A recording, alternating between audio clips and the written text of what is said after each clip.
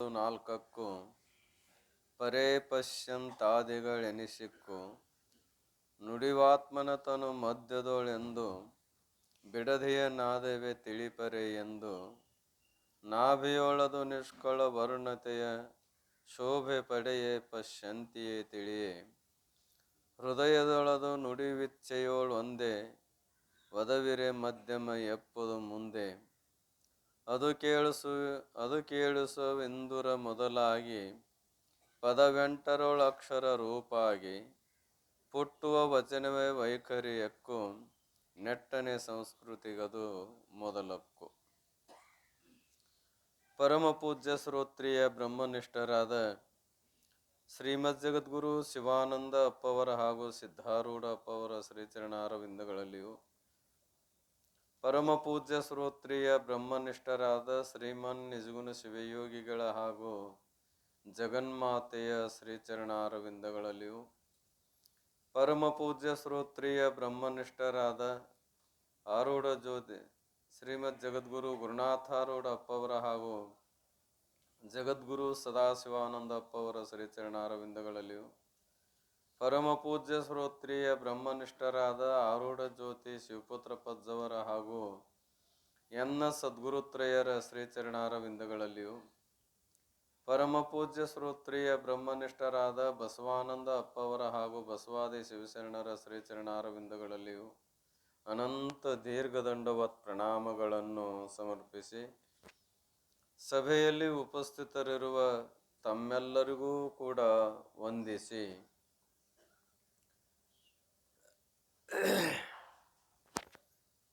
ಹಿಂದಿನ ಪದ್ಯದಲ್ಲಿ ಏನು ವಿಷಯ ಪ್ರತಿಪಾದನೆ ಮಾಡ್ತಾ ಬಂದರು ಅಂತ ಕೇಳಿದ್ರೆ,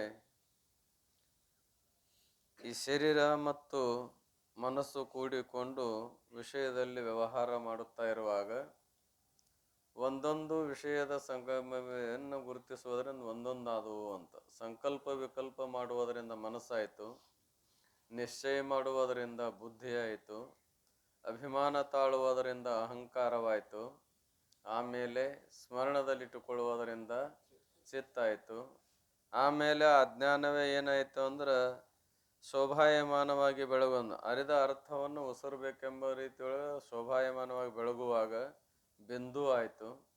ಆ ನಂತರದಲ್ಲಿ ಏನಪ್ಪ ಅಂತ ಕೇಳಿದ್ರೆ ವಿರಳತೆಯ ಕಾಲದೊಳಗೆ ಉದಿಸಿರ್ದು ಪರನಾದವೇ ಸೂಕ್ಷ್ಮ ಮತ್ತು ಒಡೆದಿರ್ದ ಅದು ತಾನೊಡಲೊಳು ವಾಂಗ್ಮಯವಾಯಿತು ಅಂತ ತಿಳ್ಕೊಂಡು ವಾಕ್ ರೂಪದಲ್ಲಿ ಅಂದರೆ ವೈಖರಿವಾನಿಂದ ತಯಾರಾಯಿತು. ಅದೇ ಸಂಸ್ಕೃತಿಗೆ ಅಥವಾ ಸಂಸಾರಕ್ಕೆ ಏನದಂತ ಕೇಳಿದ್ರೆ ಕಾರಣ ಅನ್ನುವಂಥ ವಿಷಯವನ್ನು ಹೇಳ್ಕೊಂಡು ಬಂದರು. ಈ ಸೂತ್ರ ಇದಲ್ಲಿ ಅಥವಾ ಈ ನುಡಿಯಲ್ಲಿ ಏನು ಹೇಳ್ತಾರೋ ಅಂತ ಕೇಳಿದ್ರೆ ಆ ವಾಕ್ ಎಷ್ಟು ಪ್ರಕಾರದ ಅಂತ ಕೇಳಿದ್ರೆ 4 ಪ್ರಕಾರ. ವರತನುಜನೆ ವಾಕ್ಕದು 4ಕ್ಕೂ ಶ್ರೇಷ್ಠವಾದ ಎಲೆ ಮಗನೇ ಅಥವಾ ಜಿಜ್ಞಾಸುವೆ, ನೀ ಏನು ಮಾಡುವ ಅಂದ್ರೆ ವಾಣಿಗೆ ಎಷ್ಟಾದ ಒಂದು 4ಕ್ಕೂ. ಅವು ಯಾವ್ಯಾವಪ್ಪ ಅಂದ್ರೆ ಪರೇ ಪಶ್ಯಂತಾದಿಗಳೆನಿಸಿಕು. ಪರಾವಾಣಿ ಪಶ್ಯಂತವಾಣಿ ಅಂತ ತಿಳ್ಕೊಂಡು ಆದಿ ಪದದಿಂದ ಮಧ್ಯಮ ಮತ್ತು ವೈಖರಿಗಳದು ಅಂತ. ಏನು ನುಡಿವಾತ್ಮನು ತನು ಮಧ್ಯದೋಳು ಎಂದು ಬಿಡದೆಯ ನಾದವೇ ತಿಳಿ ಪರೆ ಎಂದು. ಏನು ಅದು ಪರಾವಾಣಿ ಅಂದ್ರೆ ಅದಕ್ಕನಬೇಕು ಅಂತ ಕೇಳಿದ್ದಾದ್ರೆ ತನು ಮಧ್ಯದಳು ಅಂತಾರೆ. ತನು ಮಧ್ಯದಲ್ಲಿ ಅಂತ ಕೇಳಿ ಗುದ ಮತ್ತು ಉಪಸ್ಥೇಂದ್ರಿಯ ಮಧ್ಯಸ್ಥಾನಕ್ಕೆ ಏನಂತ ಕರೀತಾರೆ, ತನು ಮಧ್ಯ ಅಂದಿದ್ದಾರೆ. ಈ ತನು ಮಧ್ಯದಲ್ಲಿ ಇರುವಂಥ ವಾಣಿ ಶ್ರೇಷ್ಠವಾದ ವಾಣಿಗೆ ಏನನ್ನಬೇಕು ಅಂದ್ರೆ ಪರಾವಾಣಿ ಅಂತ ಕರಿತಾ ಇದ್ದಾರೆ. ಆಮೇಲೆ ನಾಭಿಯೊಳದು ಮುಂದಾದ ನಾಭಿ ಸ್ಥಾನದಲ್ಲಿ ಇದ್ದಾಗ ಅದಕ್ಕೆ ಏನಂತ ಕರೀತಾರೋ ಅಂದ್ರೆ ಪಶ್ಯಂತಿ ವಾಣಿ ಅಂತ ಕರೀತಾರೆ. ನಾಭಿಯೊಳದು ನಿಷ್ಕಳ ವರ್ಣತೆಯ ಶೋಭೆ ಪಡೆಯೇ ಪಶ್ಯಂತಿ ವಾಣಿ. ಆಮೇಲೆ ಹೃದಯದಳು ಅದು ನುಡಿವಿಚ್ಚೆಯೋಳು ಒಂದೇ.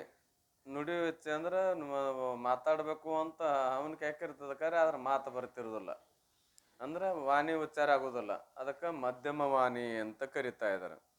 ಅದು ಕೇಳಿಸುವ ಇಂದುರ ಮೊದಲಾಗಿ ಪದವೆಂಟರೊಳಕ್ಷರ ರೂಪಾಗಿ 8 ಸ್ಥಾನಗಳಿಗೆ ವಾಯುವಿನ ಸಂಘವಾಗಿ ಏನು ವಾಣಿ ಹೊರಗೆ ಬರ್ತಾ ಇದೆ ಅದಕ್ಕೆ ಏನಂತಾರ ವೈಖರಿ ವಾಣಿ ಅಂತ ಕರೀತಾರೆ.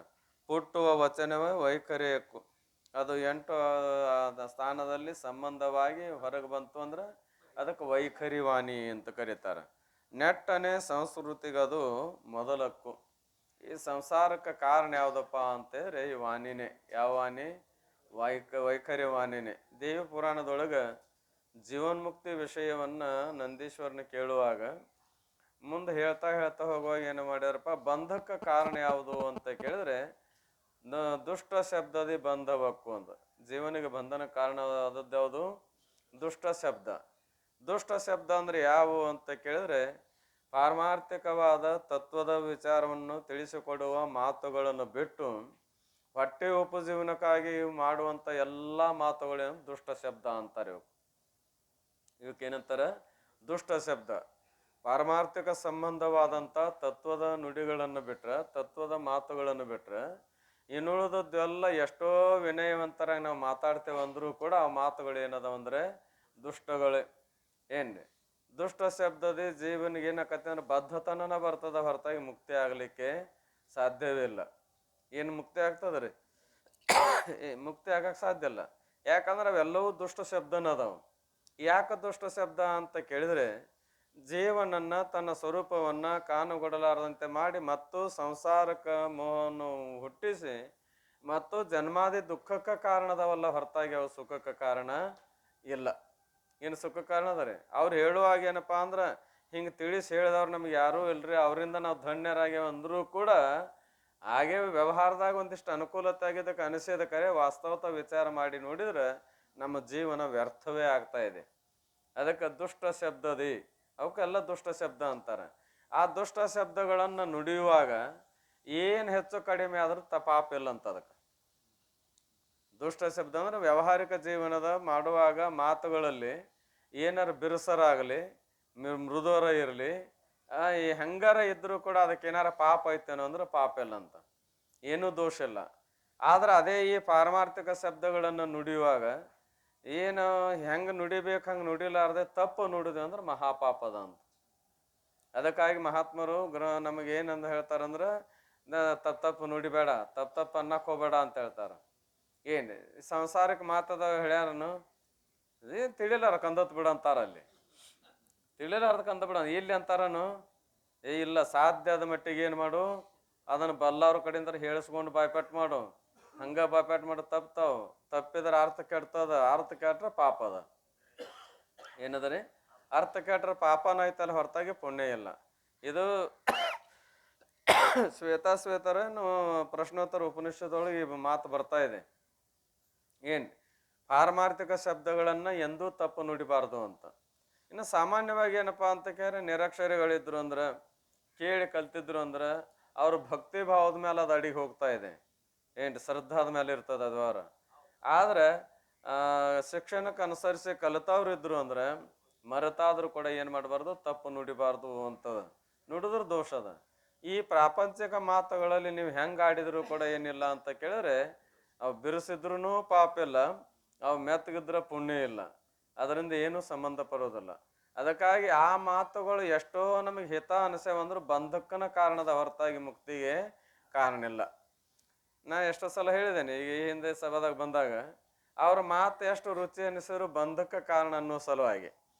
ಈಗ ಅಕಸ್ಮಾತ್ ಹುಡುಗರು ಅಂದ್ರೆ ಸಣ್ಣ ವಯಸ್ಸದ ಹುಡುಗರು ಮಹಾತ್ಮರ ಸಂಘ ಮಾಡಿದ್ವು ಅಂದ್ರೆ, ಶಾಸ್ತ್ರ ಪುರಾಣಾದಿಗಳ ಕೇಳಾಕ್ ಬರ್ತಿದ್ವು ಅಂದ್ರೆ ಅವಾಗ ಏನು ಮಾಡ್ತಾರಪ್ಪ, ವಯಸ್ಸಿಗೆ ಬಂದಿರ್ತಾನ ಹುಡುಗ. ವಯಸ್ಸಿಗೆ ಬಂದಾಗ ತಂದೆ ತಾಯಿ ಬಂಧು ಬಳಗದ ಕರ್ತವ್ಯ ಏನ್ರಿ?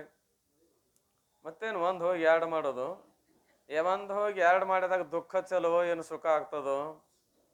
ಎರಡು ಹೋಗಿ ಒಂದು ಮಾಡಿದ್ರೆ ಏನದಪ್ಪ ಅಂದ್ರೆ ಸುಖ ಆಗ್ತಾ ಇದೆ. ಎರಡು ಹೋಗಿ ಒಂದು ಮಾಡಿದ್ರೆ ಸುಖ ಆಕತಿ. ಇವರು ಒಂದು ಹೋಗಿ ಏನು ಮಾಡ್ತಾ ಇದಾರೆ? ಎರಡು ಮಾಡ್ತಾರ. ಎರಡು ಹೋಗಿ ಒಂದು ಮಾಡೋದು ಪಾರಮಾರ್ಥಿಕ ಜೀವನ. ಒಂದು ಹೋಗಿ ಎರಡು ಮಾಡೋದು ಯಾವುದು? ಪ್ರಪಂಚ. ಅಲ್ಲೇನಪ್ಪ ಅಂದ್ರೆ ಎರಡು ತಂದು ಕೂಡಿಸಿ ಒಂದು ಮಾಡ್ಯಾವಂತಂದ್ರೂ ಕೂಡ ಅದು ಒಂದು ಹೋಗಿ ಎರಡ. ಏನದ್ರಿ? ಒಂದು ಹೋಗಿ ಎರಡ ಅಲ್ಲದು. ಅಲ್ಲಿ ಏನಾರ ಆನಂದ ಐತೇನೋ ಅಂತ ಕೇಳಿದ್ರೆ ಮೊದಲೇನೋ ಆರಂಭದಲ್ಲೇನೋ ಸ್ವರ್ಗ ಮೂರಾಗೇನು ಉಳಿದಿರ್ತದಂತ. ಆ ಮಾತು ಬೇರೆ. ಆರಂಭದಲ್ಲಿ ಅಂದ್ರೆ ಯಾವಾಗ್ರಿ? ಅಕ್ಕಿ ಕಾಳು ಒಕ್ಕೊಳ್ಳೋ ಸಮಯದಾಗ ಆ ಅಕ್ಕಿ ಕಾಳು ಒಗಸುಗಳು ಹುಡುಗರದು ಏನಾಗಿರ್ತದಪ್ಪ ಅಂದ್ರೆ ಸ್ವರ್ಗ ಎಷ್ಟು ದೂರ ಉಳಿದಿರ್ತದ ಅಂತ ಕೇಳಿದ್ರೆ ಮೂರಾಗ ಏನು ಉಳಿದಿರ್ತದಂತ. ಏನ್ರಿ ಅಂದ್ರೆ ಅಷ್ಟು ಖುಷಿ ಇರ್ತಾ ಇದೆ ಅಂತ. ಈಗ ಅವು ಎರಡು ಹೋಗಿ ಒಂದಾಗ್ಯಾವ, ಏನು ಒಂದು ಹೋಗಿ ಎರಡು ಆದವು. ಈಗ ಅವು ಒಂದು ಹೋಗಿ ಎರಡು ಆಗ್ಯಾವ, ಆದ್ರೆ ಎರಡು ಹೋಗಿ ಒಂದೊಂದು ಸಾಮಾನ್ಯ ಗ್ರಾಮ್ಯ ಭಾಷೆದಲ್ಲಿ ಗ್ರಾಮ್ಯ ಸುಖದ ಅನುಭವಕ್ಕಾಗಿ ಲಗ್ನ ಏಕತೆ ಅಂತ ಕರೆ ನಿಜವಾಗ್ಲೂ ವಿಚಾರ ಮಾಡಿ ನೋಡಿದ್ರೆ ಏನಿಲ್ಲ ಅಂತ ಕೇಳಿದ್ರೆ ಏಕತೆ ಇಲ್ಲ. ಆದ್ರೆ ಈ ಪರಮಾರ್ಥ ಮಾರ್ಗದಲ್ಲಿ ಎರಡು ಹೋಗಿ ಒಂದಾದು ಅಂದ್ರೆ ಏನದಪ್ಪ ಅಂದ್ರೆ ನಿಜವಾದ ಸುಖ ಅದ. ಎರಡು ಯಾವು? ಒಂದು ಜೀವ, ಒಂದು ಈಶ.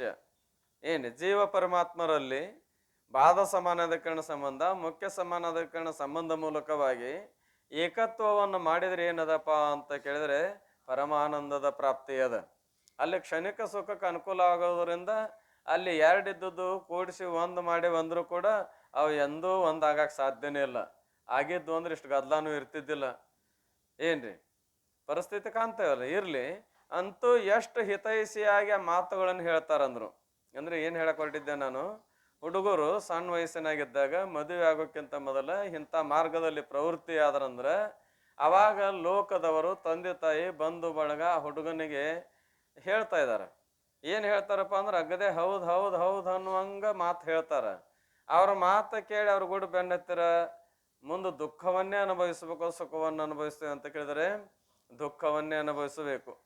ಏನ್ರಿ ಶಿವಾನಂದ ಪುಳದ ಕತೆ ಹೇಳಿದ್ದೇನೆ ನಾ ಎಷ್ಟೋ ಸಲ ಇಲ್ಲಿ ಸಭಾದಾಗ. ಶಿವಾನಂದ ಪೌಳ ಹತ್ರ ಶನಬಸಪ್ಪ ಅಂತ ಒಬ್ಬ ಹುಡುಗ, ಒಬ್ಬನೇ ಮಗ. ಅಪ್ಪ ಅವ್ರ ಸಂಘ ಮಾಡಿ ಏನು ಮಾಡಿದ, ಯಾವತ್ತು ಅವ್ರ ಸನ್ನಿಧಾನದಾಗ ಇದ್ದುಕೊಂಡನ ಕೆಲಸ ಏನಪ್ಪ ಅಂದ್ರೆ ಸೇವೆ ಮಾಡವ.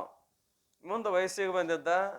ಅವನಿಗೆ ಏನಪ್ಪ ಅಂದ್ರೆ ಅವರ ಒಂದ ತಂಗಿತ್ತು, ಇದು ಅಕ್ಕಿದ್ಲು. ಅವನಿಗೆ ಬೇನಿಲ್ಲ, ಅಕ್ಕ ಒಬ್ಬಕ್ಕಿದ್ಲು, ಇವೊಬ್ಬ. ಮುಂದೆ ಅಕ್ಕನ ಮದುವೆ ಮಾಡಿ ಕೊಟ್ಟಿದ್ರು.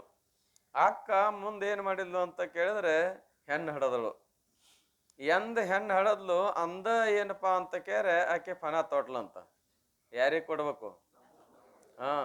ಕೊಟ್ರೆ ನಮ್ಮ ತಮ್ಮಗ ಕೊಡ್ಬೇಕು, ಕೊಡ್ಲಿರಿ ಇಲ್ಲ ಅಂತ ತಿಳ್ಕೊಂಡು. ಹೀಗಾಗಿ ವಯಸ್ಸಿಗೆ ಬಂದ ಮೇಲೆ ಎಷ್ಟೋ ವರಗಳು ಬಂದರೂ ಕೂಡ ಕೊಡೋದಿಲ್ಲ ಅಂತ ಹೇಳಿಬಿಟ್ರು. ಯಾಕಂದ್ರೆ ತಮ್ಮಗ ಕೊಡ್ಬೇಕಂತ ತಿಳ್ಕೊಂಡು ತಮ್ಮ ಹೋಗಿ ಎಲ್ಲಿ ಕುಂತಾನ? ಮಠದಾಗ ಕುಂತಾನ. ಅಕ್ಕರ ತಮ್ಮಗ ಕೊಡ್ಬೇಕಂತ ಹಠ ತೊಟ್ಟಾಳ. ಮುಂದೆ ತಮ್ಮ ಮನೆಗೆ ಬರ್ದಂಗೆ ಕಂಡು ಕೂಡಲೇ ವಯಸ್ಸಿಗೆ ಬಂದ ಮಕ್ಕಳನ್ನ ಮನ್ಯಾಗ ಇಟ್ಕೋಬಾರ್ದು ಅನ್ನೋದು ಒಂದು ಸಾಮಾನ್ಯವಾಗಿ ಜೀವನದಲ್ಲಿ ಅದೊಂದು ವ್ಯವಹಾರ. ಏನು ಅಷ್ಟೇ ಸತ್ಯ ಅದು. ಏನಾಯ್ತು ಅಂತ ಕೇಳಿದ್ರೆ ಬಂದವ್ರ ಅವಪ್ಪ ಹೇಳಿದ್ಲು. ಏನಂತ ಹೇಳಿದ್ಲು ಅಂದ್ರೆ, ಯವ್ವ ನನ್ನ ಮಗಳನ್ನ ನಾ ಇಲ್ಲಿ 12 ವರ್ಷ ಆತ ತಪ ತೆಗದು. ಎದಕ್ರಿ? ಕೊಡಾಕ ತಪ ತೆಗ್ದಾರ.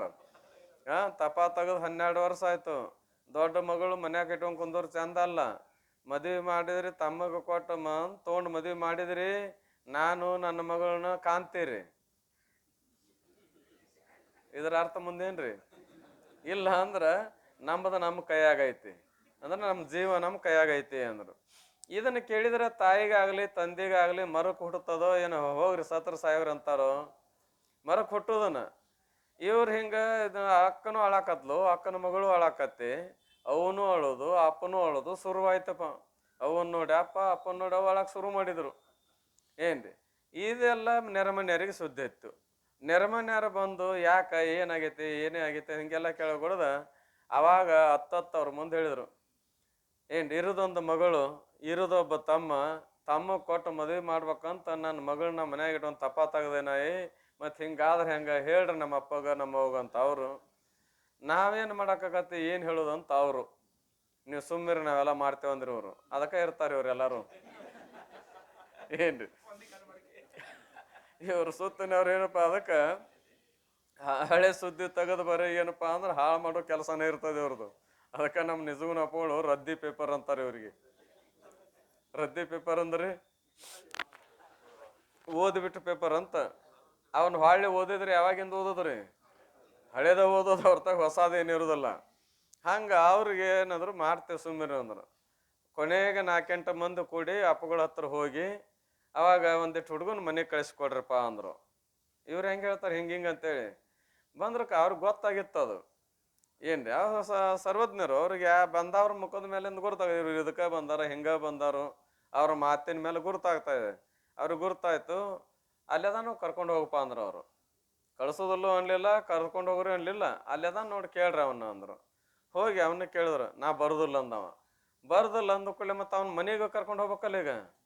ಏಯ್ ಬರ್ತಿಲ್ಲ ಅಂದ್ರೆ ನಡೆಯಲ್ಲ, ಹೊಡೆದ್ರು ನಡೆಯೋದಿಲ್ಲ, ಆದ್ರೆ ಬಂದಿರಬೇಕು. ಹಂಗೆ ಮಾತಾಡಕ್ಕೆ ಶುರು ಮಾಡಿದ್ರು. ತಮ್ಮ ನಿನಗೇನೂ ಮಾಡೋದಿಲ್ಲ ನಾವು ಅಲ್ಲಿ ಮಾಡಕ್ಕವ ಯಾವ್ರಿವ್ರೀಗ ಏನ್ರಿ, ನಿನಗೇನು ಮಾಡೋದಿಲ್ಲ. ಬಂದವನ ನಿಮ್ಮ ಅಕ್ಕಗೊಟ್ಟು ನಿಮ್ಮ ಅವ್ಗೊಟ್ಟು, ನಿಮ್ಮ ಅಕ್ಕನ ಮಗಳಿಗೆಲ್ಲ ಮತ್ತೆ ಹೇಳಿದ್ರು ಬರಕಲ್ಲ ಅಂತ ಹೇಳುದು. ನಿಮ್ಮ ಅಕ್ಕಗೊಟ್ಟು ನಿಮ್ಮ ಅವ್ಗೊಟ್ಟು ಮಾತಾಡಿಸ್ತಾನ ಬಂದ್ಬಿಡುವಂತೆ. ಪಾಪ ನಿನ್ನ ಮಾರಿ ನೋಡ್ಬೇಕಂತ ಅಳಾಕತ್ತಾವು ಅಂದನು. ತಾಯಿ ಅಕ್ಕ ಅಂದ್ಕೊಳ್ಳಿ ಸ್ವಲ್ಪ ಅದು ಅನಂತ ಜನ್ಮದ ಸಂಸ್ಕಾರ ಇರ್ತಾ ಇದೆ. ಅದು ಸ್ವಲ್ಪ ಹೂಗೂಡ್ಸಕ್ ಹಚ್ತೀವಿ ಅಂದ್ರೆ ಒಪ್ಕೊಂಡ ಹುಡುಗ ಕರ್ಕೊಂಡು ಹೋದ್ರಿ. ಕರ್ಕೊಂಡು ಹೋಗೋದ್ರೊಳಗಾಗಿ ಕುಂತೈತಿ ಕಂಪನಿ ಅಷ್ಟು. ಏನ್ರಿ ಇವ್ರ 4 ಮಂದಿ, ಹೊರಗಿನ ಒಂದು 4 ಮಂದಿ. ಇವ್ರ 4 ಮಂದಿ ಯಾರ್ರಿ? ಅವ್ವ, ಅಪ್ಪ, ಅಕ್ಕ, ಅಕ್ಕನ ಮಗಳು ಕುಂತಿದ್ರು. ಇವ್ರು ಸುತ್ತೆಲ್ಲ ಕುಂತಿದ್ರು. ಕರ್ಯಾಕ್ ಬಂದವ್ರು 4 ಮಂದಿ. ಹೋಗಿ ಏನು ಮಾಡಿದ್ರು ಅಂದ್ರೆ ಹುಡುಗನ್ನ ನಡು ಕುಂದರ್ಸಿ ಸುತ್ತ ಕುಂತ್ರು ಎಲ್ಲಾರು. ಎತ್ತಾಗ ಜಿಗದು ಓಡಿರಬಾರ್ದು ಅಂತ ತಿಳ್ಕೊಂಡು. ಅವಾಗ ಅವನಿಗೇನು ಹೇಳಕತ್ರು ಅಂದ್ರೆ ಮುದುಕರು ಶುರು ಮಾಡಿದವು. ಯಾಕಯ್ಯಪ್ಪ ಈ ವಯಸ್ಸಾಗ ಯಾಕೆ ನಿನಗೆ ಯಾವ್ದು ಬೇಕು? ಈಗ ಅಲ್ಲಪ್ಪ ಅದು, ಮತ್ತೆ ಯಾವಾಗ ಮುಂದೆ 60 ವರ್ಷದ ಮೇಲಪ್ಪ ಅದು. ನೆಟ್ಟನ್ನು ಮುಗಿಂದೊಂದು ಮಾಡ್ಕೊಂಡು ಯಾಕ ಅನ್ನೋದು ಹೇಳ್ತಾನೆ ಅಂತ ಹತ್ತಿರ್ತಾರ. ನೆಟ್ಟನ್ನು ಮುಗಿಂದೊಂದು ಮಾಡ್ಕೊಂಡು 4 ಹಡದು ಅವಕ್ಕೆಲ್ಲ ಮೆಟ್ಟಿಗೆ ಹೆಚ್ಚಿ ಹೋಗಲ್ ನಿನಗೆ ಯಾರು ಬೇಡ ಅಂತಾರು? ನಿನ್ಯಾರು ಕೇಳವ್ರು ಬೇಡ ಅಂತವನು? ಅವನು 4 ಮಕ್ಕಳನ್ನ ಹಡೋದು ಅವಕ್ಕೂ ಮೆಟ್ಟಿಗೆ ಹಚ್ಕೊಂಡು ನೀವೇನಾಗಿರ್ತಾನ್ರಿ? ಇವ್ ಮೆಟ್ಟಿಗೆ ಹತ್ತದಲ್ಲ ಚಟ್ಟಿಗೆ ಬಂದಿರ್ತಾನ ಬಂದಿರ್ತಾ ಇದ್ದಾನ. ಅವಾಗ ಹೋಗಲ್ ನಿನಗೆ ಯಾರು ಬೇಡ ಅಂತಾರ? ನಾವೇನಾರ ಅಂದ್ರೆ ಕೇಳಿ ನಿನಗಾಗ ಅಂದ್ರೆ ನೀ ಏನು ಅನ್ನದಂಗ ನೀ ಹಾಗೇ ಇರ್ತಿದಿ ಏನ್ರಿ ಅಂತ ಹೇಳಿ ಎಲ್ಲವ ನಾವೊಂದನ್ನು ನೀವೊಂದನ್ನು ಎಲ್ಲರೂ ಅಗದೇ ಹುಡುಗ ಹೌದು ಹಿತ ಆಗುವಂಗ. ಈಗ ಹೋಗ್ಲಿಪ್ಪ ಆಗ ಅಂತಿದ್ವಿ, ನಾವನು ಬ್ಯಾಡ ಅಂತಿದ್ದಿಲ್ಲ ನಿನಗ. ಸುಲೋನ ಕರೆ ಹೆಂಗ ಸುಲೋನ ಕರೆ ನೀ ಮಾಡೋದು. ಆದ್ರ ತಾಯಿಯರ ಮರ್ಗ ನೋಡ್ಬೇಕಲ್ಲ ನೀನು. ತಾಯಿಗೆ ತ್ರಾಸ ಕೊಟ್ಟು, ಅಕ್ಕಗೆ ತ್ರಾಸ ಕೊಟ್ಟು, ಅಪ್ಪಗೆ ತ್ರಾಸ ಕೊಟ್ಟು ನೀ ಸಾಧೋದ್ರ ನಿನಗೇನು ಸುಖ ಆಕತ್ತೆ? ತಾಯಿ ನಿನ್ನ ಹಡದು ಜೋಪಾನ ಮಾಡ್ಕೊಂಡು ಎಷ್ಟು ತ್ರಾಸ ತಗೊಂಡಾಳ. ನಿಮ್ಮ ಅಪ್ಪ ಎಷ್ಟು ತ್ರಾಸ ತಗೊಂಡ ನಿನ್ನ ಸಲುವಾಗಿ. ಅವ್ರಿಗೆ ತ್ರಾಸ ಕೊಟ್ಟು ನೀ ಸಾಧು ಆದ್ರೆ ನಿನಗೆ ಪುಣ್ಯ ಬರ್ತದನು? ನೀ ಪಾಪನ ಅನುಭವಿಸೋದು ಬೇಡಪ್ಪ. ಮತ್ತೇನು ಮಾಡ್ಬೇಕ್ರಿ? ಅವ್ರ ಮನಸ್ಸಿಗೆ ಸಮಾಧಾನ ಮಾಡು, ನಿಮ್ಮ ಅಕ್ಕಗೂ ಸಮಾಧಾನ ಮಾಡು ಅಂದ್ರೆ ಏನರ್ಥ? ಏನರ್ಥ ರೀ? ನಿಮ್ಮ ಅಕ್ಕನ ಮಗಳು ಮಾಡ್ಕೋ ಅಂತ ಅದಕ್ಕೆ ಅರ್ಥ ಏನ್ರಿ? ಮಾಡ್ಕೋ ಆಮೇಲಪ್ಪ ನಿನಗಂತ ತಿಳ್ಕೊಂಡು ಇಷ್ಟೆಲ್ಲ ಮೃದುವಾಗಿ ಅವನಿಗೆ ಹೌದು ಅನ್ನೋಂಗೆ ಹೇಳಿದಾರಲ್ಲ. ಈ ಎಲ್ಲ ಶಬ್ದಗಳು ಏನು ಒಳ್ಳೆವು ಕೆಟ್ಟದ್ದು? ಏನದ್ರಿ? ದುಷ್ಟ ಶಬ್ದದ ಜೀವಬದ್ಧನು ಅವೇನದ ಅಂತ ಕೇಳಿದ್ರೆ ಒಪ್ಕೊಂಡ. ಎದಕ್ಕೆ? ಮದುವೆ ಆಗಕ್ಕೆ ಒಪ್ಕೊಂಡ. ಆಮೇಲೆ ಅವ ಅರಿವಿ ಹಾಕೊಂಡಿದ್ನಲ್ಲ, ಬಿಳೆ ಲುಂಗಿ ಬಿಳೆ ಅಂಗಿ ಮ್ಯಾಲ ಹೆಗಲ ಏನಪ್ಪ ಅಂದ್ರೆ ಹೆಗಲ ಮೇಲೆ ಕೆಂಪು ಟಾಲ್ ಹಾಕೊಂಡಿದ್ನಲ್ಲ, ಅವು ಮಟದಾನ ಅರಿವಿ ಮನ್ಯಾಗಿದ್ರ ಏನಾಕತ್ತೆ ಹೇಳಕ್ಕಾಗಲ್ಲ. ಅದಕ್ಕೆ ಅವನಿಗೊಂದು ಪ್ಯಾಂಟು ಮತ್ತು ಆಗಿನ ಟೈಮ್ಗೆ ಸಣ್ಣಗಳು. ಅವನಿಗೇನಪ್ಪ ಒಂದು ಸಣ್ಣ ಒಂದು ಅಂಗಿ ತಗೊಂಡು ಆಮೇಲೆ ಹೋಗಿ ಅರಿವಿ ಕಳಿಸಿ ಇವನು ಹಾಕ್ಕೊಂಬರವ್ರು ಅವಂಗ. ಏನ್ರಿ ಹೋಗ್ಬಿಡ್ದ ಅಪ್ಪಗಳಿಗೆ ಗುರುತಾಗಿತ್ತು. ಒಂದು ಯಾಕಪ್ಪ ಹೋಗಿ ನಮಸ್ಕಾರ ಮಾಡಿದ. ಯಾಕೆ ಹೋಗಿ ಬಂದೆ? ನಾನು ಹೋಗಿ ಬನ್ನಪ್ಪ. ಏನಾತು ಅಂದರು. ಏನಾತು ಅಂದ್ಕೊಳ್ಳಿ ಮತ್ತೆ ಅದದ್ದು ಹೇಳ್ಬೇಕಲ್ಲ. ಯಪ್ಪ ಗಟ್ಟಿ ಆಗ್ಯದ್ರಿ ಅಂದ. ಏನ್ ಯಪ್ಪ ಗಟ್ಟಿ ಆಗ್ಯದ್ರಿ ಅಂದ ಕೂಡಲೇ ಮೊದಲ ವೀರಾವೇಶ ಶಿವಾನಂದ ಅಪ್ಪಗಳದು. ಏನು ಮಾಡಿದ್ರು ಅಂತ ಕೇಳಿದ್ರೆ ಗಟ್ಟಿ ಆಗತ್ತಲೆ ಮಗನ ಅಂದವ್ರು ಎಳದ ತಳಕ್ ಕೆಡವಿ ಮ್ಯಾಲ ಕುಂತ್ಕೊಂಡು ಜಜ್ಜಾಕ್ ಶುರು ಮಾಡಿಬಿಟ್ರು. ಯಾರನ್ನ? ಹುಡುಗನ್ನ ಜಾಡ್ಸಿ ಹೊತ್ತ ಹೋದ್ರು. ನೋಡಿದ್ರು 4 ಮಂದಿ ಅರಿಬಿ ಕಳಿಸಿ ಅರಿಬಿ ಹಾಕೊಳಕ್ ಬಂದವ್ರು. ಕೆಲಸ ಕೆಡ್ತತ್ಲಿ ಅಂದ್ರ ಅವ್ರು. ಇಲ್ಲಿ ನಿಂತು ಅಂದ್ರ ಹರಿಯದ ಹುಡುಗನ ಈ ಒದ್ದಾಡ ಸಾಯಕತ್ತತಿ ಅವ್ರ ಕಾಯಿಸಬೇಕು. ಇನ್ನು ನಾವು ಸತ್ತ ಹೋಗಿಲ್ಲ ನಡಿ ಅಂದ್ ಬಿಟ್ಕೊಟ್ಟು ಹೋದ್ರು. ಆಮೇಲೆ ಅಪ್ಪಗಳು ಮೈ ತುಂಬ ಕೈ ಆಡಿಸಿ ಎಬ್ಸಿ ನಿಲ್ಲಿಸಿ ಏನಂದ್ರು ಅಂತ ಕೇಳಿ ತ್ರಾಸ ಆತನು, ಪೆಟ್ಟು ಹತ್ತೇನು, ಒದ್ನೆಲ್ಲ ಏನಾರು ತ್ರಾಸ ಅದನ? ಯಪ್ಪ ಇಲ್ಲಿ ತನ ನಾನು ನಿನಗೆ ಹೇಳಿದ್ದಿಲ್ಲ, ನನಗೆ ಬಹಳ ನಡುವಿನ ತ್ರಾಸ ಇತ್ತು, ನಿಮ್ಮ ಮುಂದೆ ಅಂದಿದ್ದಿಲ್ಲ. ಯಾವಾಗ ನೀವು ಒದ್ರಿ ಅದ ಕ್ಷಣಕ್ಕ ನಾನು ನೋವು ಹೋಗೈತೆಪ್ಪ ಅಂದ. ಮತ್ತೆ ಹೆಂಗ್ ಮಾಡ್ತಿ ಅಂದ. ಯಪ್ಪ ಇಲ್ಲೇ ಇರ್ತೇನೆ ಅನ್ನಂತ. ಏನ್ ಯಪ್ಪ ಎಲ್ಲೇ ಇರ್ತೇನೆ ಅಂತ ಉಳದಂತ. ಹೇಳುವ ಮಾತೇನಂತ ಕೇಳಿದ್ರೆ ಅವ್ರು ಎಷ್ಟು ಮೃದುವಾಗಿ ಆ ಶಬ್ದಗಳನ್ನು ಹೇಳಿದರೂ ಕೂಡ ಅವು ದುಷ್ಟ ಶಬ್ದನಲ್ಲ, ಹೊರತಾಗಿ ಶಿಷ್ಟ ಶಬ್ದಗಳು ಅಲ್ಲ. ವ್ಯಾವಹಾರಿಕ ಜೀವನಕ್ಕೆ ಅನುಸರಿಸಬಹುದು. ಕರೆ ಕೊಟ್ಟ ವಚನ ತಕ್ಕ ವಿಚಾರ ಮಾಡಿ ನೋಡಿದ್ರೆ ಅವೆಲ್ಲವೂ ಏನದಾವ ಅಂತ ಕೇಳಿದ್ರೆ ದುಷ್ಟ ಶಬ್ದಗಳು. ಎಂದೂ ನಮ್ಮನ್ನು ಉದ್ಧಾರ ಮಾಡುವುದಿಲ್ಲ. ಅದಕ್ಕೆ ನಮ್ಮ ಅಪ್ಪಗಳು ಅಂತಿದ್ರು, ಈ ಸಂಸಾರಿಕದ ಬಳಗ ಹೆಂಗಪ್ಪ ಮಂದಿ ಹೆಂಗ ಅಂದ್ರ ಒತ್ತಾಳುದ್ದು ತೆಗ್ನಾಗ ಕೆಡವವ್ರ ಹೊರತಾಗಿ ಮ್ಯಾಲ್ ಕೆತ್ತವ್ರಿಲ್ಲ ಅಂತ. ಎಂತ ತೆಗ್ರಿ? ಒತ್ತಾಳುದ್ದು ತೆಗ್ ಅಂದ್ರೆ ಬಿದ್ರಿ ಎದ್ದಿರಬಾರ್ದು ಅಂತ. ಅಕಸ್ಮಾತ್ ಜೋಲ್ ಹೋಗಿ ಏನೋ ಆಗಿ ಬಿದ್ರ ಹಾಳಿ ಮ್ಯಾಲ ಹೇಳಾಕ ಬಂದಿರಬಾರ್ದು ಅಂತ ತೆಗ್ನಾಗ ಕೆಡವ್ರ. ಮತ್ ಸಹಜ ಐತಲ್ರಿ. ಯಾಕ್ರಿ ಮಠಕ್ ಬರುವಲ್ರಿ? ಯಾಕ್ರಿ ಬರ್ರಿ ಹೋಗುನು. ಹೋಗೋ ಮಾರಾಯ, ನಮ್ಗ ರಗಡಾಗಿ ಹೋಗೈತಿ. ಎಲ್ಲಿ ಮಠ ಬಂದತಿ? ಇಲ್ಲಿ ಮಠ ಬಂದತಿ. ಎಲ್ಲಿ ಶಾಸ್ತ್ರ ಎಲ್ಲಿ ಪುರಾಣ, ನೇನ ಹೋಗು ಅಂತಿರ್ತಾರ. ಮತ್ತೇನು ಒತ್ತಾಳದ್ದು ತೆಗ್ಗೋ ನೀವು ಏನು ಎಬಿಸುಗಿವೋ? ಅದಕ್ಕೆ ಶಬ್ದ ದುಷ್ಟದೆ ಜೀವಬದ್ಧನು, ಸುಶಬ್ದದೆ ಜೀವ ಪರಿಹರನು. ಅಂದ್ರೆ ಜೀವನು ಮುಕ್ತನಾಗ್ತಾನೆ. ಹಾಗೆ ಏನದಪ್ಪ ಅಂತ ಕೇಳಿದ್ರೆ ವೈಖರಿ ವಾಣಿ ಏನದ ವ್ಯಾವಹಾರಿಕವಾಗಿ ಮಾತಾಡುವಂಥದ್ದು, ಇದು ಸಂಸಾರಕ್ಕೆ ಕಾರಣವೋ ಏನು ಮುಕ್ತಿಗೆ ಕಾರಣವು ಅಂತ ಕೇಳಿದ್ರೆ ಇದು ಸಂಸಾರಕ್ಕೆ ಕಾರಣ ಆಗ್ತದ, ಹೊರತಾಗಿ ಮುಕ್ತಿಗೆ ಕಾರಣವಾಗುವುದಿಲ್ಲ. ಉತ್ತಮಾಧಿಕಾರಿಯಾದ ಎಲೆಯ ಶಿಷ್ಯನೇ ಕೇಳು, ವಾಗೀಂದ್ರಿಯ 4 ಪ್ರಕಾರವಾಗಿರುತ್ತದೆ. ವಾಗೀಂದ್ರಿಯ ಅಂದ್ರೆ ವಾಕ್ಯೇಂದ್ರಿಯ. ಏನ್ರಿ ಇದೆಷ್ಟದ? 4 ಪ್ರಕಾರದ. ಆ 4 ಪ್ರಕಾರದ ವಾಕ್ಯಗಳು ಯಾವುವು? ಅವು 4 ತೆರನಾದ ವಾಣಿಗಳು ಯಾವ್ರಿ ಅಂತ ಕೇಳಿದರೆ ಅವು ಮತ್ತೆ ಎಲ್ಲಿರುತ್ತವೆ ಅಂದರೆ ಕೇಳು. ಆ ವಾಕು ಪರ, ಪಶ್ಯಂತಿ, ಮಧ್ಯಮ, ವೈಖರಿ ಎಂದು 4 ಪ್ರಕಾರವಾಗಿರುವುದು. ಆ ವಾಕು ಏನು ವಾಕ್ಯಂದ್ರೆ ತಯಾರಾಗಿದಲ್ಲ, ಆ ವಾಣಿ ಎಷ್ಟು ಪ್ರಕಾರ ಅಂದ್ರೆ ಪರಾವಾಣಿ, ಪಶ್ಯಂತಿ ವಾಣಿ, ಮಧ್ಯಮ ವಾಣಿ, ವೈಖರಿ ವಾಣಿ ಎಂದು 4 ಪ್ರಕಾರವಾಗಿರುವುದು.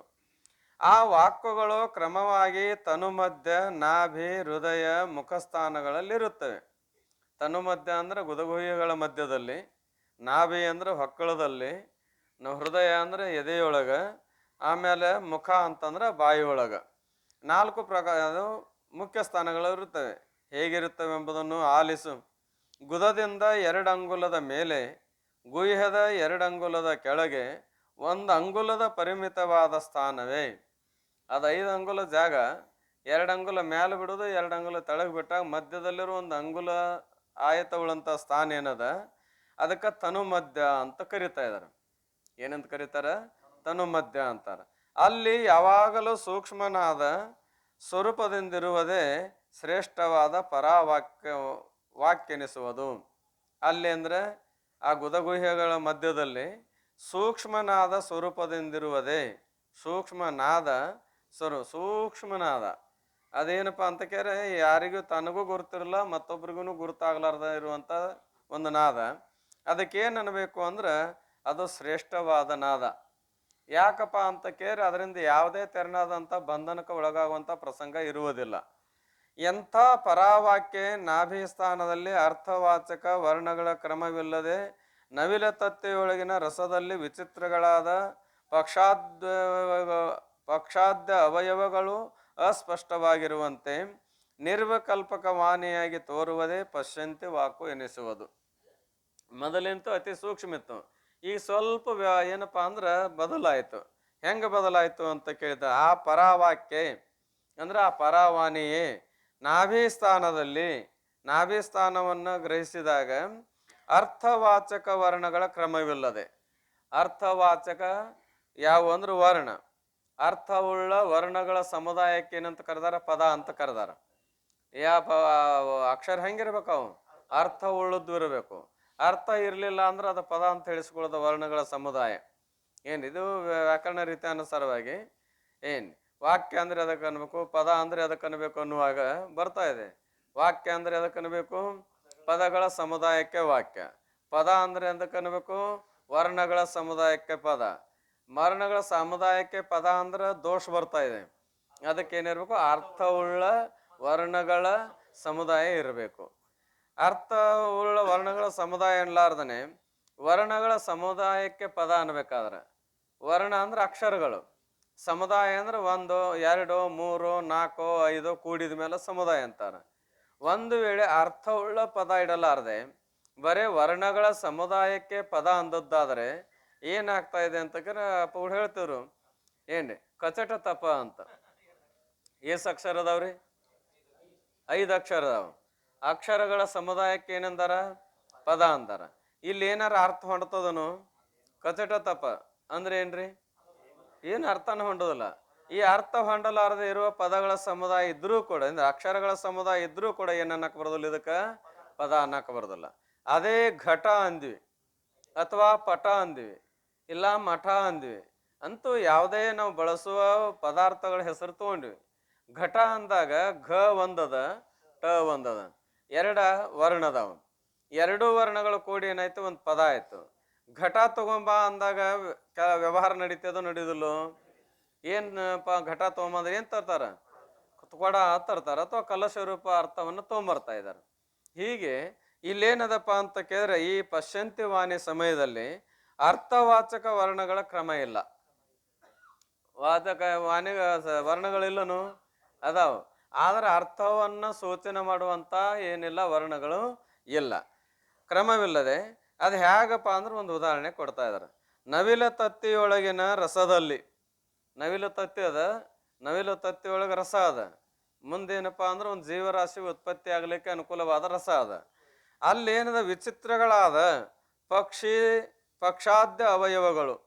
ಆ ಪಕ್ಷಿ ಅವಯವಗಳೇನು? ಕಾಲು, ರೆಕ್ಕೆ, ಆಮೇಲೆ ಮೂಗು, ಕಣ್ಣು, ಕಿವಿ, ಅವು ಏನೇನು ಅವಯವಗಳದಾವ ಅವು ಇಲ್ಲ ಅನ್ನೋದ್ರಲ್ಲಿ ಅದ್ರಾಗ ಅದಾವ ಕರೆ. ಆದ್ರೆ ಏನಾದ್ರ ಈಗ ಅದು ಪಕ್ಷಿಯಾಗಿ ತೋರ್ತದನು? ಅಲ್ಲಿ ಏನಾರ ಕ್ರಮ ಐತೆ ನಿಗ ಅದರಲ್ಲಿ? ಇಲ್ಲ. ಪಕ್ಷಾದ್ಯ ಅವಯವಗಳು ಅಸ್ಪಷ್ಟವಾಗಿರುವಂತೆ ಅಲ್ಲಿ ಸ್ಪಷ್ಟವಾಗಿರುವುದಿಲ್ಲ. ಎಲ್ಲಿ? ತತ್ತಿಯೊಳಗಿದ್ದ ಸಮಯದಲ್ಲಿ ನಿರ್ವಿಕಲ್ಪಕ ವಾಣಿಯಾಗಿ ತೋರುವುದೇ. ಅದ್ ಹೆಂಗ ಅಲ್ಲಿ ಇದ್ರೂ ಕೂಡ ಸ್ಪಷ್ಟವಾಗಿ ತೋರುವುದಿಲ್ಲ, ಹಂಗಿಲ್ಲಿ ವಾಣಿ ಇದ್ರೂ ಕೂಡ ಯಾವುದೇ ಕಲ್ಪನಾ ಇರಲಾರದೆ ತೋರುವುದರಿಂದ ಅದಕ್ಕೆ ಏನನ್ಬೇಕು? ಪಶ್ಯಂತಿ ವಾಕು ಎನಿಸುವುದು. ಯಾವ ವಾಣಿ ಅಂತಾರ? ಪಶ್ಯಂತಿ ವಾಣಿ ಅಂತ ಕರೀತಾರ. ಆಮೇಲೆ ಮುಂದೆ ಪಶ್ಯಂತಿ ನಾಮಕ ವಾಣಿ ಅದು ಜಾಗ ಬಿಟ್ಕೊಂತ ಹೊಂಟದ್ ನೋಡ್ರಿ. ಈಗ ಪರಾವಾಣಿ ನಾಭೇಸ್ತನಕ ಬಂತು, ಪಶ್ಯಂತಿ ವಾಣಿ ಅಂತ ಹೇಳಿಸ್ಕೊಂತು. ಈಗ ಅದೇ ಏನಪ್ಪಾ ಹೃದಯಕ್ಕೆ ಬಂದಾಗ, ಪಶ್ಯಂತಿ ವಾಣಿಯೇ ಹೃದಯಕ್ಕೆ ಬಂದಾಗ ಹೃದಯ ಸ್ಥಾನವನ್ನು ಹೊಂದಿ ಪದಾರ್ಥವಾಚಕ ವರ್ಣಗಳು ಕ್ರಮವಾಗಿ ಮಾತಾಡಬೇಕೆಂಬ ಇಚ್ಛೆಯಿಂದಲೂ ಪ್ರಾಣವೃತ್ತಿಯಿಂದಲೂ ಕೂಡಿ ಸವಿಕಲ್ಪಕವಾಗಿ ತೋರುವ ವಾಣಿಯೇ ಮಧ್ಯಮ ವಾಕ್ಯನಿಸುವುದು. ಅದೇನಾಯ್ತು ಅಂತ ಕೇಳಿದ್ರೆ, ಆ ಸ್ಥಾನವನ್ನು ಪಡೆದು ಪದಾರ್ಥವಾಚಕ ವರ್ಣಗಳು, ಆ ಪದದಿಂದ ಒಂದು ಅರ್ಥ ಹೊಂಡ್ಬೇಕಲ್ಲ, ಅಂಥ ವರ್ಣಗಳು ತಯಾರಾದವು. ಘ ಮತ್ತು ಟ ಇವೆರಡು ವರ್ಣ. ಈ ಘ ಟ ಎರಡು ಕೂಡಿದ್ರೆ ಅರ್ಥ ಹೊಂಡ್ತದೆ ಇಲ್ಲೋ? ಇಂಥ ವರ್ಣಗಳು ಕ್ರಮವಾಗಿ ಮಾತಾಡಬೇಕೆಂಬ ಇಚ್ಛೆಯಿಂದಲೂ, ಆ ಸಮಯದ ಏನಿರ್ತಾರೆ ಮಾತಾಡ್ಬೇಕಂತ ಇಚ್ಛೆ ಹಾಕಿರ್ತದ, ಆದ್ರೆ ಮಾತಾಡಕ್ ಬರ್ತಿರೋಲ್ಲ. ಅನುಭವ ಏನಪ್ಪಾ ಅಂತ ಕೇಳಿ, ಹುಡುಗರಿದ್ದಾಗ, ಸಣ್ಣ ಮಕ್ಕಳಿದ್ದಾಗ ನಾವು ಮಾತಾಡೋದು ಅವಕ್ಕೆ ತಿಳಿತಿರ್ತದ, ಆದ್ರೆ ಏನ್ ಮಾಡಕ್ ಬರೋದಲ್ರಿ, ಮಾತನಾಡ್ಲಿಕ್ಕೆ ಬರುದಿಲ್ಲ. ಏನು ಬರ್ತತ? ಬರುದಿಲ್ಲ. ತಿಳಿದಿಲ್ಲನು? ತಿಳಿತದ. ನಾವು ಭಾಳ ಹುಷಾರಿರ್ಬೇಕು ಜೀವನದೊಳಗ. ಮಕ್ಕಳ ಜೊತೆಗೆ ಮಾತಾಡುವಾಗ, ವ್ಯವಹಾರ ಮಾಡುವಾಗ ಅವಕ್ಕೇನ್ ತಿಳಿತದ ಅಂತ ತಿಳ್ಕೊಂಡು ನಾವು ಏನಾರ ಮಾತಾಡ್ತಿದ್ವಿ ಅಂದ್ರೆ ಭಾಳ ತಪ್ಪು ಕೆಲಸ. ತಿಳಿದಿಲ್ಲ ಅಂತ ಮಾತಾಡಕ್ ಬರುದಿಲ್ಲ ಅಷ್ಟೇ ಅವಕ್ಕ. ನಾವು ತಿಳಿದಿಲ್ಲ ಅಂತ ನಾವು ಏನಾದ್ರ ಯೋಗ್ಯವಾದದ್ದನ್ನು ಬಿಟ್ಟು ಅಶ್ಲೀಲವಾದದ್ದನ್ನ ಮಾತಾಡುವುದಾಗಲಿ ಏನಾರ ಮಾಡಿದ್ವಿ ಅಂದ್ರೆ ಆ ಮಕ್ಕಳಿಗೆ ತಿಳಿತಿರ್ತದ. ಮುಂದೆ ಸ್ವಲ್ಪ ಮಾತಾಡಕ್ ಬರುತ್ತಲೆ ಅಂದ್ರೆ ವ್ಯವಹಾರದೊಳಗೆ ಪ್ರಕಟ ಆಗ್ತಾ ಇದೆ. ಅದಕ್ಕಾಗಿ ಅಲ್ಲಿ ಏನದಪ್ಪ ಅಂತ ಕೇಳಿದ್ರೆ ಇಚ್ಛಾ ಇರ್ತದ. ಆ ಮತ್ತ ಪ್ರಾಣ ಶಕ್ತಿ ವೃತ್ತಿಯಿಂದಲೂ ಕೂಡಿ, ಆಮೇಲೆ ಏನದಪ್ಪ ಅಂದ್ರೆ ಪ್ರಾಣ ಅಂದ್ರೆ ಸಂಚಾರ ಮಾಡ್ಲಿಕ್ಕೆ ಅನುಕೂಲವಾದಂಥ ಪ್ರಾಣವೇ ಕೂಡಿ ಸವಿಕಲ್ಪಕವಾಗಿ ತೋರುವ. ಮೊದಲೇನಿತ್ತಪ್ಪ ಅಂದ್ರೆ ನಿರ್ವಿಕಲ್ಪ ಇತ್ತು, ಈಗ ಅದು ಸವಿಕಲ್ಪಕ ಬಂತು. ಅಂದ್ರೆ ಪ್ರಕಟತೆ ಒಳಗೆ ಬರ್ತಾ ಇದೆ. ತೋರುವ ವಾಣಿಯೇ ಮಧ್ಯಮ ವಾಕ್ಯ. ಅವು ಮಾತಾಡಕ್ ಹತೋಡ್ತಿರ್ತಾವಲ್ರಿ, ಆ ಸಮಯದೊಳಗೆ ವಾಣಿ ಹೆಂಗದ? ಮಧ್ಯಮದ. ಆ ವಾಣಿ ಅರ್ಥವುಳ್ಳ ವರ್ಣಗಳಿಂದ ಕೂಡೋದು ಏನ್ ಅರ್ಥ ರೈತೋ? ಅರ್ಥವುಳ್ಳ ವರ್ಣಗಳು ಕೂಡ್ಕೊಂಡಿರ್ತಾ ಇದಾವ, ಆದ್ರೆ ಮಾತಾಡಕ್ ಅಷ್ಟೇ ಬರ್ತಿರುದಿಲ್ಲ, ಮಾತಾಡಕ್ ಹಾತೋರ್ತಿರ್ತಾವ. ಬಳಿಕ ಆ ಮಧ್ಯಮ ವಾಕ್ಯ ಅಲ್ಲಿಂದ ಎಲ್ಲಿಗೆ ಬರ್ತದಪ್ಪ ಅಂದ್ರ ವಾಯಾಮ ಅಂದ್ರ ವಾಣಿಗೆ ಬರ್ತಾ ಇದೆ, ಮುಖಕ್ಕೆ ಬರ್ತಾ ಇದೆ. ಎದೆ, ಕಂಠ, ನಾಲಿಗೆ, ಮೂಲ ಅಂದ್ರೆ ಜೀವಾಮೂಲ, ತಾಲು, ಆಮೇಲೆ ಏನಪ್ಪಾ ಅಂತ ಕೇಳಿದ್ರೆ ತುಟಿ, ಹಲ್ಲು, ಮೂಗು, ತಲೆಗಳೆಂಬ 8 ಸ್ಥಾನಗಳಲ್ಲಿ ಪ್ರಾಣವಾಯು ಸಂಬಂಧದಿಂದ ಏನು 8 ಸ್ಥಾನಗಳೇ ಸಂಬಂಧ ಆಗಬೇಕು. ಎಲ್ಲೇನಂದ್ರೆ ಏನಪ್ಪ ಅಂತ ಕೇಳಿದ್ರೆ ಕಂಠ ಏನ್ರಿ ಜೀವಾಮೂಲ, ಆಮೇಲೆ ಏನಪ್ಪಾ ಅಂತ ಕೇಳಿದ್ರೆ ಅಂದ್ರೆ ಬೇರೆ ಕಡೆ ಬರದಂತೆ ಲೆಕ್ಕಕ್ಕ. ಇಲ್ಲಿ ಏನದ ಅಂದ್ರೆ ಒಂದು ಎದಿ, ಉರ ಸಿರ ಅಂತ ಬರ್ತದ ನೋಡ್ರಿ. ಏನ್ರಿ ಉರ ಅಂದ್ರೆ ಏನ್ರಿ ಎದಿ. ಆಮೇಲೆ ಏನಪ್ಪಾ ಅಂತ ಕೇಳಿದ್ರೆ ಕಂಠ, ಕಂಠ ಅಂದ್ರೆ ಗೊತ್ತಾಗ್ತಾ ಇದೆ. ಆಮೇಲೆ ನಾಲಿಗೆ, ಜೀವ ಅಂತ ಕರಿತೇವೆ. ಆಮೇಲೆ ಜೀವಾಮೂಲ, ಆ ನಾಲಿಗೆ ಹಿಂಬಾದಿ. ಆಮೇಲೆ ತಾಲು ಏನ್ರಿ ಅಂಗಳ ಅಂತ ಏನು ಕರಿತೇವಲ್ಲ, ಹಾ ನಾಲಿಗೆ ಮೇಲೆ ಆಡಿಸ್ದಾಗ ಕಟಾಡ್ಸ್ದಂಗ ಆಕತ್ ನೋಡ್ರಿ, ಅದಕ್ಕೆ ತಾಲು ಅಂತಾರ. ಆಮೇಲೆ ತುಟಿ, ಆಮೇಲೆ ಹಲ್ಲು, ಮೂಗು, ತಲೆಗಳ 8 ಸ್ಥಾನಗಳಲ್ಲಿ ಪ್ರಾಣವಾಯು ಸಂಬಂಧದಿಂದ ಏನು ಹುಟ್ಟುವಂತ, ಅಲ್ಲಿ ಪ್ರಿಂಟ್ ದೋಷ ಆಗ್ಯದ ತಿದ್ಕೋರಿ. ಹುಟ್ಟುವಂತ ಹೊಸ ಗ್ರಂಥದೊಳಗೆ, ಹಳೆ ಗ್ರಂಥದಾಗ ಹೆಂಗೈತೆ ಗೊತ್ತಿಲ್ಲ, ಹೊಸ ಗ್ರಂಥದೊಳಗ ಪ್ರಿಂಟ್ ದೋಷ ಆಗ್ಯದ. ಹೂ ಆಗ್ಬೇಕಷ್ಟೇ. ಹುಟ್ಟುವಂತ ವರ್ಣಗಳ ರೂಪಾಗಿ ಏನಾಯ್ತದು, ವರ್ಣಗಳ ರೂಪಾಗಿ ಅಕ್ಷರಗಳದಿಂದ ಎರಡನೆಯವರ ಕರ್ಣಪಟಲಕ್ಕೆ ಸ್ಪಷ್ಟ ಗೋಚರವಾಗಿಯೂ. ಮತ್ತೆ ಎರಡನೇವರು ನಾವು ಈಗ ಮಾತಾಡಿದ್ದು ಸ್ಪಷ್ಟ ಆಗತ್ತೆ, ಸ್ಪಷ್ಟ ಆಗೋದಿಲ್ಲ, ಸ್ಪಷ್ಟವಾಗುವ ಘಟಪಟಾದಿ ವ್ಯವಹಾರಕ್ಕೆ ಕಾರಣವಾಗಿಯು. ಏನು ಕೊಡ ತೊಂಬ, ಪಟ ತೊಂಬ, ಹಿಂಗೆ ವ್ಯವಹಾರಕ್ಕೆ ಕಾರಣದನು ಇಲ್ಲೋ. ಪಶ್ಯಂತಿ ವಾಚ ಮಧ್ಯಮ ವಾಚ್ಯದನ್ನು ಸಾಧ್ಯದನು, ಸಾಧ್ಯನೇ ಇಲ್ಲ. ಈಗ ಕೊಡ ತಂದು ನೀವು ಕೊಡಬೇಕಾಗಿತ್ತಂದ್ರೆ ಮಧ್ಯಮ ವಾಚ್ಯದಿಂದ ಸಾಧ್ಯಕತೆನು ಇಲ್ಲ. ಅವು ಬೇಡ್ತಿರ್ತಾವ, ಹಂಗ ಸೊನ್ನೆ ಮಾಡ್ತಿರ್ತಾವ, ಏನೋ ಅಂತತ್ವ ತಿಳಿವಲ್ದಂತಿರ್ತೀರಿ. ಅವು ಮಾತ್ರ ಶಬ್ದಗಳ ಪ್ರಚೋದನೆ ಅಂದ್ರೆ ನಡೆದಿರ್ತದ ಕರೆ, ಆದ್ರೆ ಏನೋ ಅಂತತ್ವ ತಿಳಿವಲ್ದು. ನೀನಾರ ಏನಂತ ಕೇಳವ ಹುಡುಗನ್ನ ಕೂಸಿನ ಅಂತಿರ್ತಾರ. ಏನೋ ವ್ಯವಹಾರದ ಸೊನ್ನೆ ಮೇಲೆ ಬಹುಶಃ ಇದನ್ನ ಬೇಡ್ತಿರ್ಬೇಕು ನೋಡು ಅಂತ ತಿಳ್ಕೊಂಡು ಕಲ್ಪನಾ ಮಾಡ್ತೇವೆ ಹೊರತಾಗಿ ಆರ ವ್ಯವಸ್ಥೆ ನಡೆಯಲ್ಲ. ಅದೇ ಮಾತಾಡುವ ವೈಖರಿವಾಣಿ ಬಂತು ಅಂದ್ರೆ ಏನು ಕೇಳ್ತದ ಅದನ್ನ ವ್ಯವಹಾರ ನಡೀತಾ ಇದೆ. ಕಾರಣವಾಗಿಯೂ ಇರುವ ವಚನವೇ ವೈಖರಿ ವಾಕ್ಯವೆನಿಸುವುದು. ಇದಕ್ಕೆ ಯಾವ ವಾಕ್ಯ ಅಂತಾರ, ವೈಖರಿ ವಾಣಿ ಅಂತ ಕರೀತಾರ. ಈ ವೈಖರಿ ವಾಣಿ ಯಾವ ಅವಸ್ಥೆ ಒಳಗೆ ಇರ್ತಾ ಇದೆ, ಜಾಗೃತ ಅವಸ್ಥೆ. ಜಾಗೃತ ಅವಸ್ಥಾ, ನೇತ್ರಸ್ಥಾನ, ವೈಖರಿ ವಾಚ, ಸ್ಥೂಲ ಭೋಗ, ಕ್ರಿಯಾಶಕ್ತಿ ಅಂತೇನು ಹೇಳ್ತೇವಲ್ಲ, ವೈಖರಿ ವಾಚ ಯಾವಾಗದ ಜಾಗೃತ ಅವಸ್ಥೆಯಲ್ಲಿ. ಸ್ವಪ್ನಾವಸ್ಥೆಯಲ್ಲಿ ಮಧ್ಯಮ ವಾಚ. ಅಲ್ಲಿಯೂ ಕೂಡ ಮಾತಾಡುವುದು ಸ್ಫೂರ್ಣ ಹಾಕಿರ್ತದ ಕರೆ, ಆದ್ರೆ ಮಾತಾಡಕ್ ಬರುವುದಿಲ್ಲ. ಆಮೇಲೆ ಪಶ್ಯಂತಿ ವಾಚ ಎಲ್ಲದ ಸುಸುಪ್ತಿ ಅವಸ್ಥೆಯಲ್ಲಿ. ಸುಸುಪ್ತಿ ಅವಸ್ಥಾ, ಹೃದಯ ಸ್ಥಾನ, ಪಶ್ಯಂತಿ ವಾಚ ಅಂತ ಹೇಳ್ಕೊಂಡು ಬಂದಿದ್ದಾರೆ. ಏನು ಅಥವಾ ಇನ್ನು ಅನುಭವ, ಸಂಸ್ಕಾರ, ಸ್ಮೃತಿ, ಏನು ಆಮೇಲೆ ಉಚ್ಚಾರ, ಇವೇ ಕ್ರಮದಿಂದ ಪರಾದಿ ವಾಕ್ಯಗಳು ಎನಿಸುತ್ತವೆ. ಏನ್ರಿ ಅನುಭವ, ಅನುಭವ ಅಂದ್ರೆ ಏನಪ್ಪಾ ಅಂತ ಕೇಳಿದಾದ್ರೆ ಮೂಲ ಗುದಸ್ಥಾನ, ಗುದಗಳ ಮಧ್ಯದಲ್ಲಿದ್ದಾಗ. ಆಮೇಲೆ ಸಂಸ್ಕಾರ ಯಾವಾಗ, ನಾಭಿ ಸ್ಥಾನದೊಳಗಿದ್ದಾಗ. ಆಮೇಲೆ ಸ್ಮೃತಿ ಯಾವಾಗ, ಹೃದಯ ಸ್ಥಾನಕ್ಕೆ ಬಂದಾಗ. ಉಚ್ಚಾರ ಯಾವಾಗ, ಮುಖಕ್ಕೆ ಬಂದಾಗ. ಏನ್ರಿ ಇವೇ ಕ್ರಮದಿಂದ ಪರಾದಿ ವಾಕ್ಯಗಳು ಎನಿಸುತ್ತವೆ. ಹಿಂಗೂ ಈ ರೀತಿಯಿಂದನೂ ಅವಕ್ಕ ಪರಾದಿ ವಾಣಿ. ಪರಾದಿ ಅಂದ್ರೆ ಪರಾವಾಣಿ, ಪಶ್ಯಂತಿ ವಾಣಿ, ಮಧ್ಯಮ ವಾಣಿ, ವೈಖರಿ ವಾಣಿ. ಆದರೆ ವೈಖರಿ ವಾಕ್ಕು ಸಕಲ ಸಂಸಾರ ವ್ಯವಹಾರಕ್ಕೆ ಕಾರಣವಾಗಿರುವುದರಿಂದ ಏನ್ರಿ ವೈಖರಿ ವಾಣಿ ಏನಿದ್ರೆ ಸಕಲ ಸಂಸಾರದ ವ್ಯವಹಾರ ಅಂದ್ರೆ ಸಂಸಾರದ ಸಕಲ ವ್ಯವಹಾರಕ್ಕೆ ಕಾರಣ ಯಾವುದು, ವಾಣಿ. ಅವನ್ನ ಕರ್ಕೊಂಡು ಹೋಗಿ ನಾವು ವಾಣಿ ಚಪ್ಪಲ್ ಅದನ್ನ ಮಾತಾಡಕ್ಕೆ ಹುಷಾರದನ್ನ ಅವನ್ನ ಕರ್ಕೊಂಡು ನಡ್ರಿ ಅಂತಿರ್ತಾರ. ಏನ್ರಿ ಉಳಿದವ್ರು ಇರುದಲ್ಲ ಮಾತಾಡ್ತಿರ್ತಾರ, ಆದ್ರೆ ಅದ್ರಾಗ ವಿಶೇಷತೆ ಇರ್ತಾ ಇದೆ. ಅಂತೂ ಸಂಸಾರದ ವ್ಯವಹಾರಕ್ಕೆ ಅನುಕೂಲವಾದ ವಾಣಿ ಯಾವುದು, ವೈಖರಿ ವಾಣಿ. ಕಾರಣವಾಗುವುದರಿಂದ ಮುಖ್ಯ ಬಂಧ ಸ್ವರೂಪವೆನಿಸುತ್ತದೆ. ಭಾಳ ಹುಷಾರ ಆತಮ್ಮ, ನೋಡ್ಕೊಂಡು ಮಾತಾಡು. ಎಲ್ಲಾರು ಹೇಳಿ ಕಳ್ಸುವಾಗ, ಒಂದು ವ್ಯವಸ್ಥೆ ಕಳಿಸುವಾಗ ನೋಡ್ಕೊಂಡು ಮಾತಾಡು.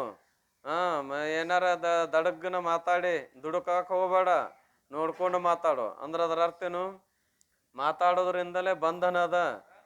ಮಾತಾಡ್ತಾ ಮಾತು ತಪ್ತು ಅಂದ್ರೆ ಏನಾಕತಿ ಅಂದ್ರೆ ಬಹಳ ಹಾನಿ ಆಗ್ತಾ ಇದೆ.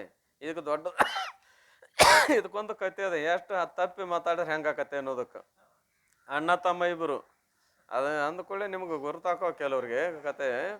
ಏನು, ಅಣ್ಣ ತಮ್ಮ ಇಬ್ರು ಇದ್ರು. ಒಬ್ಬ ಅಣ್ಣ ಏನು ಮಾಡ್ತಿದ್ದ, ಊರ್ ಹಿರಿತನ ಮಾಡ್ತಿದ್ದ. ಅಣ್ಣ ಏನು ಮಾಡ್ತಿದ್ರಿ, ಊರ್ ಹಿರಿತನ ಮಾಡ್ತಿದ್ದ. ತಮ್ಮ ಮನೆತನದ ವ್ಯವಹಾರ, ಹೊಲದ ವ್ಯವಹಾರ ಮಾಡ್ಕೊಂಡು ಇದ್ದ. ಇಬ್ರು ಏನಪ್ಪಾ ಅಂದ್ರೆ ಬಹಳ ವ್ಯವಸ್ಥಿತವಾಗಿ ಮಾಡ್ಕೊಂಡಿದ್ರು ಅಣ್ಣ ತಮ್ಮ. ಏನ್ರಿ, ತಮ್ಮ ನಾವೊಬ್ನ ದುಡಿಬೇಕನ್ನೋ ಹಂಗೆ ಹಿಂಗೆ ಏನೂ ವ್ಯವಹಾರ ಇರಲಿಲ್ಲ. ಅಣ್ಣನಿಗೆ ನಮ್ಮ ತಮ್ಮ ಬೇರೆ, ನಮ್ಮ ತಮ್ಮ ಹಂಗೆ ಹಿಂಗೆ ಅವನಿಗೂ ಇರಲಿಲ್ಲ.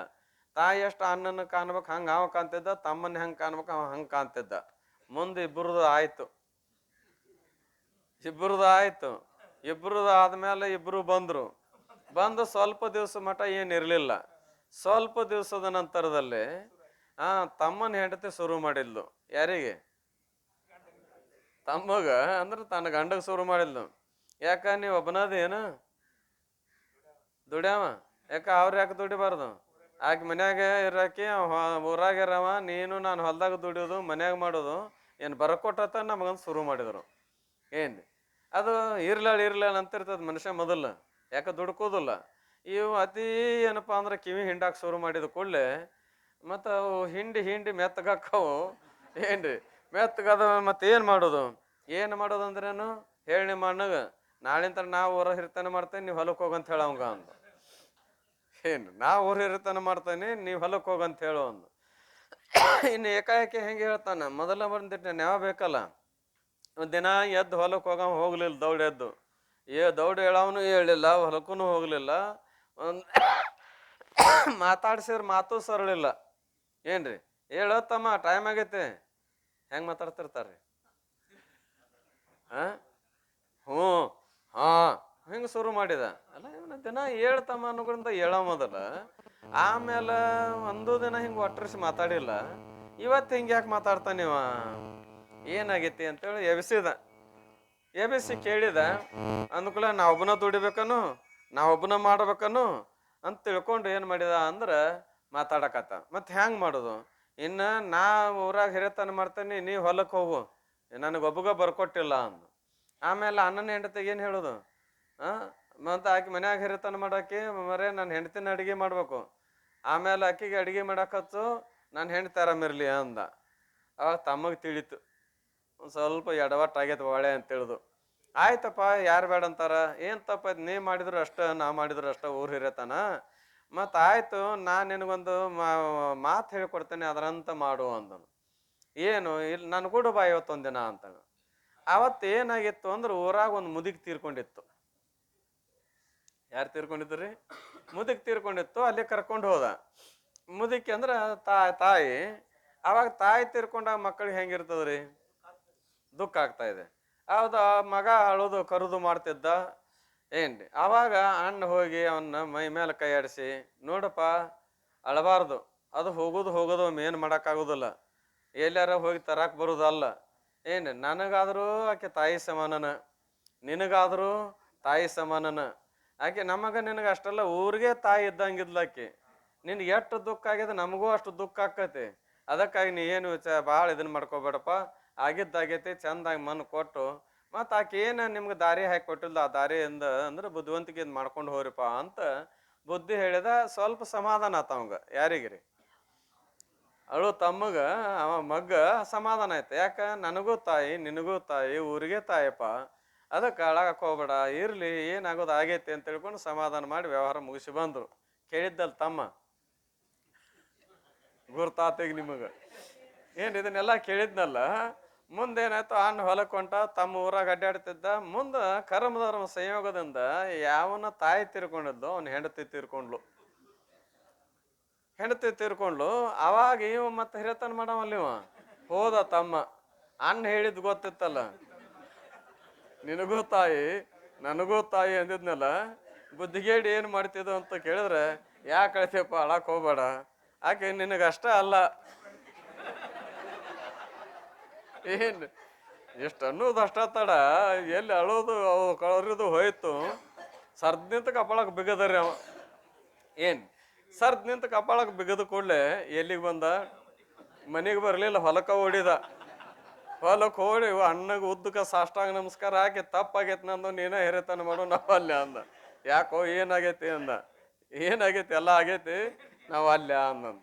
ಹೇಳುವ ಅಭಿಪ್ರಾಯ ಏನಂದ್ರೆ ಈ ವೈಖರಿ ವಾಣಿನ ಏನು ಮಾಡ್ತೀವಿ ಅಂತ ಇಷ್ಟು ಬಂಧನಕ್ಕೆ ಕಾರಣ ಆಗ್ಯದೋ ಮತ್ತೆ ಯಾವ್ದಾರು ವೈಖರಿ ವಾಣಿ ಏನಾಗ್ಯದ ಬಂಧನಕ್ಕೆ ಕಾರಣ ಆಗ್ಯದ ನಮಗ. ಅದಕ್ಕಾಗಿ ಬಂಧ ಸ್ವರೂಪವೆನಿಸುತ್ತದೆ.